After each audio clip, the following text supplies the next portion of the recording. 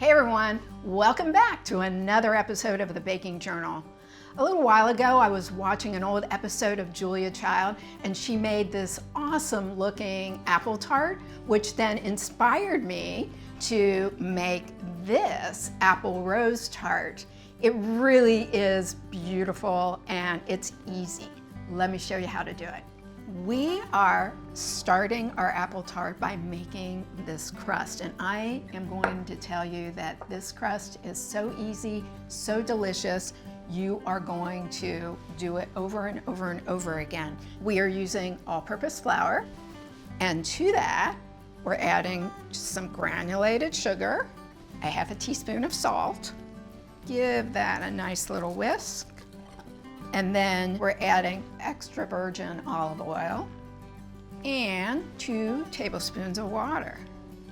And now we're just gonna stir this till it becomes a nice soft dough. And all we're gonna do is press it into our tart pan that has a removable bottom. All right, it's looking pretty good, and see how easy that was? Now all I'm gonna do is take a piece of aluminum foil and cover it up and put it into a preheated 350-degree oven for about 20 to 25 minutes, just so it gets a nice light golden brown. Ooh, looking good. So you can see that some areas kind of puffed up. Easy fix is just take a spatula and just kind of press gently to kind of flatten those out. I'm gonna set this aside and let this cool, and then we'll start working on our filling.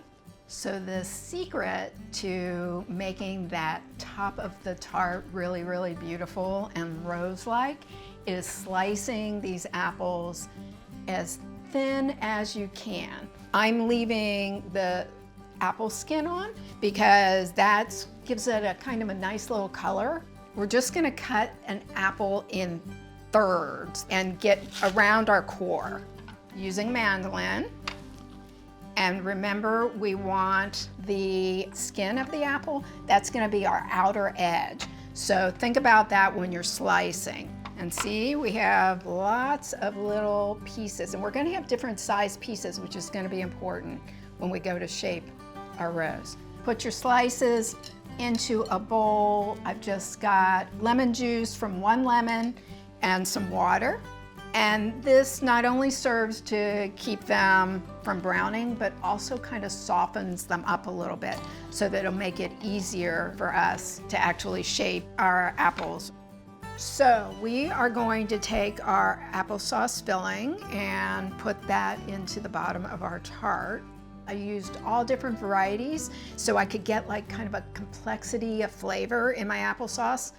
Chopped them up, peeled them, put them in the oven with a little bit of butter, and just let them bake for about 40-50 minutes, and they became really nice and soft and wonderful. We're just gonna start our tart on the outer edges and go in concentric circles all the way around. And we're just going to overlap as we go. So as we get closer to the center, it's gonna be important to choose some of your smaller ones so that they can start to fit, but also not break on you as you're trying to mold them into the center here. For the very center, look for one of your thinnest apple slices. Roll it up and place that in the center, nice and straight. And so now, all we're gonna do is I've melted a tablespoon of butter, and we're just gonna cover these apple slices with our butter. And I've got 3 tablespoons of just regular old granulated sugar, and I'm just going to sprinkle it all over the apples.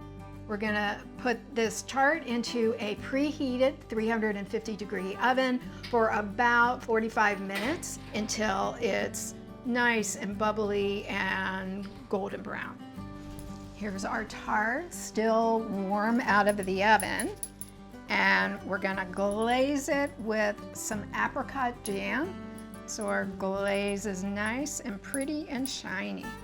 Here it is, a beautiful rose apple tart. I'm gonna give it a try. This tart is out of this world. It has the creaminess from the filling. It gives you a little tart, a little sweet, along with the texture of the rose design with those sliced apples. You have a little crunch, and the tart crust.